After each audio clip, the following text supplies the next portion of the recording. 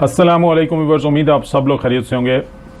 Property में investment क्यों करनी चाहिए, इसकी 15 रीज़न्स मैं आपको बताने जा रहा हूँ।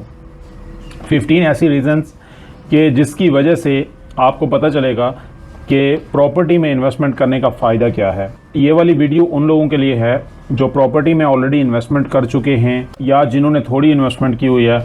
मतलब इन 15 पॉइंट्स के अंदर प्रॉपर्टी में ऑलरेडी इन्वेस्टमेंट करने वालों, जो कर चुके हैं वो भी, और जो करने वाले हैं या जो सोच रहे हैं, इसका सब लोगों को फ़ायदा होने जा रहा है। किसी ना किसी को कोई ना कोई ऐसा पॉइंट ज़रूर मिलेगा जो उसके फ़ायदे के लिए होगा। तो चलें स्टार्ट करते हैं। सबसे पहला पॉइंट है जी स्टोर ऑफ वैल्यू। लेट से स्टोर ऑफ वैल्यू क्या है, नंबर 1 पॉइंट के ऊपर है store of value. Store of value क्या है? लेट से आपके पास 15 से 20 लाख रुपए पड़े हुए हैं। अब पैसे आपके अकाउंट में पड़े हुए हैं। जब बंदे के पास पैसे पड़े होते हैं तो डिफरेंट आइडियाज़ माइंड में आ रहे होते हैं कि मैं इन पैसों को किस जगह में लगाऊं। बाज़ लोग ये सोचते हैं कि चलो हम घर का फर्नीचर चेंज कर देते हैं, नया फर्नीचर लगा देते हैं, चलो घर को पेंट करवा लेते हैं, या फिर ये है कि हम गाड़ी ले लेते हैं या इंस्टॉलमेंट पे गाड़ी ले लेते हैं, ये 15-20 लाख जो पड़े हुए हैं इसकी डाउन पेमेंट कर देते हैं। तो ऐसी चीज़ों के अंदर जब पैसे लगेंगे तो वो पैसे जो है वो आपकी वैल्यू को स्टोर नहीं करेंगे, यानी मॉनेटरी वैल्यू जो है वो स्टोर नहीं होगी उन पैसों से। उनसे ये होगा कि वो जब लग गए उनका कोई रिटर्न नहीं है। बस फर्नीचर अगर नया आया, आपका पुराने फर्नीचर से भी काम चल रहा था, लेकिन जब फर्नीचर नया आया तो काम उससे भी वही चलना है, बस ये है कि वो थोड़ा नया लगेगा। या फिर गाड़ी आपने ले ली तो वो आपको कोई प्रॉफिट नहीं देगी, हाँ सर्विसेज आपको देती रहेगी। लेकिन अगर वही पैसे आपने प्रॉपर्टी के अंदर लगा दिए तो वहाँ से आपको वो आपकी वैल्यू स्टोर हो जाएगी और आपको वो फर्दर भी प्रॉफिट देती रहेगी। नंबर 2 के ऊपर है जी नेचुरल एप्रिसिएशन। अगर आपने प्रॉपर्टी के अंदर लगा दिए पैसे तो वो नेचुरल एप्रिशिएट होते रहेंगे आपके पैसे, उसकी वैल्यू बढ़ती रहेगी। लेकिन ये है कि आपने अगर वही एग्जांपल आ गई कि आपने फर्नीचर के ऊपर पैसे लगाए हैं तो वो उसकी वैल्यू एप्रिसिएशन नहीं होगी, उसकी डेप्रिसिएशन होती रहेगी। तो प्रॉपर्टी के अंदर लगाने से आपकी वैल्यू एप्रिशिएट होती रहती है। नंबर 3 के ऊपर आता है जी फोर्स्ड एप्रिसिएशन, यानी प्रॉपर्टी की वैल्यू बढ़ती है बाय फोर्स। वो किस तरह से बढ़ती है? लेट से आपने एक सोसाइटी के अंदर इन्वेस्टमेंट कर दी तो बाय फोर्स आपने वो जो प्रॉपर्टी के अंदर प्लॉट लिया है, कोई शॉप ली है, अपार्टमेंट लिया है या कुछ भी लिया है, तो बाय फोर्स आपकी प्रॉपर्टी की एप्रिसिएशन किस तरह से होगी कि जो डेवलपर है वो वहाँ पे रोड्स अच्छी बनाएगा, वहाँ पे पौधे लगाएगा, उसके बाद वहाँ पे कंस्ट्रक्शन के लिए लोगों को वो एग्री करेगा, फिर नए घर बनेंगे। तो इस तरह से आपके घर की भी, आपके प्लॉट की भी वैल्यू बढ़ती जाएगी, यानी by investment, by further investment. और नंबर 4 के ऊपर आता है जी टैक्स बेनिफिट्स। अब रिसेंटली तो पाकिस्तान में ये हुआ कि प्रॉपर्टी के ऊपर टैक्सेस बढ़े हैं, लेकिन कुछ ऑप्शंस में यहाँ पे आप टैक्स की भी अपनी बचत कर सकते हैं बाय इन्वेस्टिंग इन प्रॉपर्टी। वो किस तरह से? वो इस तरह से कि लेट से आपने एक प्लॉट लिया या एक प्रॉपर्टी लिया तो उसको आप अगर 6 साल तक रखते हैं, उसके बाद आपको उसके ऊपर टैक्स नहीं देना पड़ेगा। तो और भी कुछ इसमें ऐसे ऑप्शंस हैं कि जिसमें आप अपने टैक्स की बचत कर सकते हैं प्रॉपर्टी में लगाने से। उसी तरह अगर दूसरी तरफ आप अगर कोई लेट से शूज़ खरीदते हैं या अपने कोई शॉपिंग वगैरह अपने लिए करते हैं तो उसमें आपको डायरेक्ट टैक्स उसी वक्त पे करना पड़ेगा। लेकिन प्रॉपर्टी एक ऐसी चीज़ है कि जिसमें आप अगर लगाएंगे, कुछ कंट्रीज़ में तो ये होता है कि वहाँ पे टैक्सेस प्रॉपर्टी के ऊपर ना होने के बराबर हैं, लेकिन हम पाकिस्तान की क्योंकि बात कर रहे हैं तो पाकिस्तान में भी कुछ ऐसे तरीके हैं कि जिसमें आपको प्रॉपर्टी के ऊपर टैक्स आपकी बचत हो जाती है। और नंबर 5 पे है पैसिव इनकम फॉर लाइफ।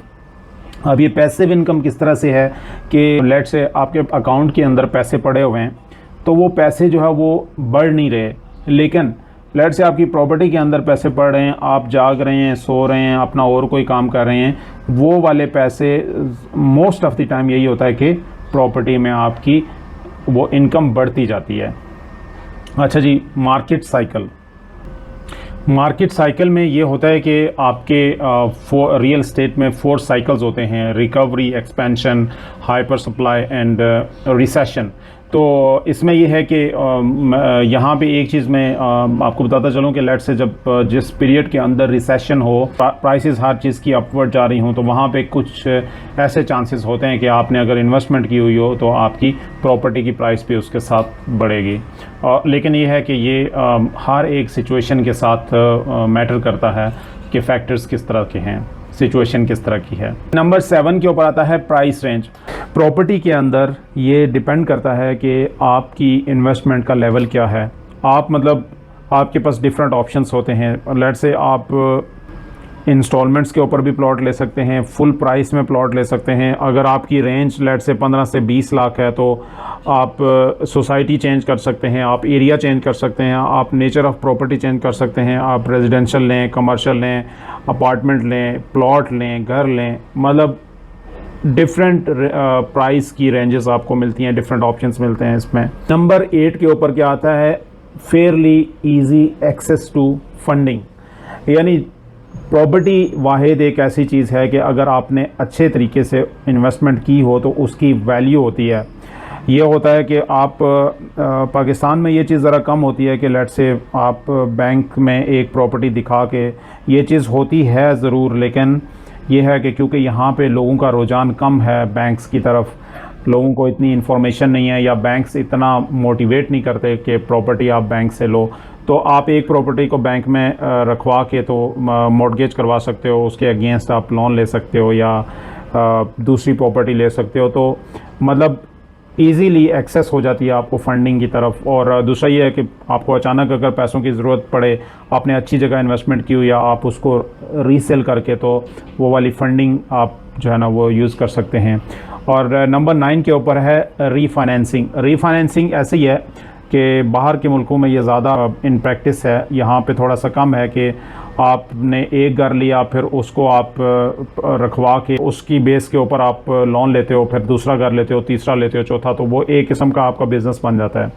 और नंबर 10 के ऊपर है जी अदर पीपल पे फॉर योर इन्वेस्टमेंट। अब देखें कि लेट से आपने क्या किया हुआ है कि एक बैंक से एक मकान लिया हुआ है और आपने जस्ट 30% डाउन पेमेंट की है और बैंक आपके लिए पे कर रहा है। नंबर 11 के ऊपर आता है जी टेंजिबल एसेट। प्रॉपर्टी एक ऐसा एसेट है जो टेंजिबल एसेट है और टेंजिबल एसेट की जो इम्पोर्टेंस होती है, जैसे आपने किसी कंपनी के शेयर्स ख़रीद लिए हैं और वो शेयर्स आपने इसलिए ख़रीदे हैं कि उस कंपनी की गुडविल अच्छी है। अब गुडविल की बेस के ऊपर, गुडविल जो है वो इनटेंजिबल एसेट है। गुडविल जो है वो लेट से वो कंपनी का अचानक से बिज़नेस ख़राब हो जाता है और वो शेयर सारे नीचे आ जाते हैं, तो क्या होता है कि ये इनटेंजिबल एसेट है और उसमें आपको लॉस हो जाता है। लेकिन प्रॉपर्टी एक ऐसा एसेट है, टेंजिबल एसेट है कि जो आपको most of the time history ने ये प्रूव किया है कि वो आपको प्रॉफिट ही देता है, वो नुकसान के चांसेस बहुत ज़्यादा कम होते हैं उसमें। अच्छा जी, नंबर 12 के ऊपर है ईजीली इंश्योरेबल। प्रॉपर्टी एक ऐसी इन्वेस्टमेंट है कि जिसमें लोग ट्रस्ट करते हैं, आपके लेट से डॉक्यूमेंट्स ठीक हैं, आपने अच्छी जगह पे इन्वेस्टमेंट की हुई है, लेट से आपके पास कोई स्टोर है या कोई ऐसी बिल्डिंग है, उनकी जो इंश्योरेंस है वो कंपनीज बड़ा हैप्पीली और इजीली करती हैं। तो उसमें आपकी अगर कोई इशू हो जाता है बाद में, वो फिर इंश्योरेंस का कवर भी आपको मिलता है, तो आपकी प्रॉपर्टी सिक्योर हो जाती है। और नंबर 13 है जी ईजीली ट्रांसफरेबल टू किड्स। ये एक ऐसा एसेट है, ऐसी इन्वेस्टमेंट है कि जो नस्लों दर नस्ल ट्रांसफ़र होती रहेगी, लेकिन उसकी value most of the time बढ़ती ही रहेगी, कम नहीं होगी। लेट से कहीं पे ऐसा होता है कि कम हो भी जाती है तो वो थोड़े अरसे के लिए होती है, आप वेट करते हैं तो फिर वो आगे ही बढ़ती है। आगे जितना भी टाइम आ रहा है उसमें, क्योंकि पॉपुलेशन बढ़ रही है, उनको मकानात चाहिए, शॉप्स चाहिए, शॉपिंग सेंटर्स चाहिए, अपार्टमेंट्स चाहिए, लैंड चाहिए, तो इसकी जो है वो रिक्वायरमेंट बढ़ती ही जाती है। और नंबर 14 है जी डाइवर्सिफिकेशन। ये एक ऐसा एसेट है, ऐसी इन्वेस्टमेंट है कि जिसकी डाइवर्सिफिकेशन बड़ी इजीली हो जाती है। लेट से आपने एक प्लॉट लिया, उसमें आपने उसकी प्राइस इतनी अच्छी हो गई कि आपने उसको रीसेल किया। लेट से 20 लाख का आपने प्लॉट लिया, उसको 3-4 साल रखा, वो उसको आपने 50 लाख का, 40 लाख का, 60 लाख का बेच दिया। और उस वक्त आपने उसको डाइवर्सिफाई करने की कोशिश की कि ऐसा ना हो कि इसके रेट्स ज़्यादा फर्दर ऊपर ना जाएं या नीचे ना आ जाएं, तो आपने उस रिस्क को डाइवर्सिफाई करने के लिए उस वहाँ से सेल किया तो आपने किसी और नई सोसाइटी के अंदर 30-30 लाख के या 20-20 लाख के 2-3 प्लॉट्स और ले लिए। अब वहाँ पे आपका रिस्क भी डाइवर्सिफाई हो जाता है कि ऑब्वियसली सारी सोसाइटीज़ जो है वो एकदम से प्राइसेस नीचे नहीं आएंगी या सारी स्लो नहीं होंगी। मतलब आपको हो सकता है एक थोड़ा स्लो हो, दूसरा ज़्यादा फास्ट हो, तो आपका रिस्क डाइवर्सिफाई हो जाता है, डिवाइड हो जाता है। नंबर 15 एंड लास्ट है जी, फेयरली इजी टू लिक्विडेट।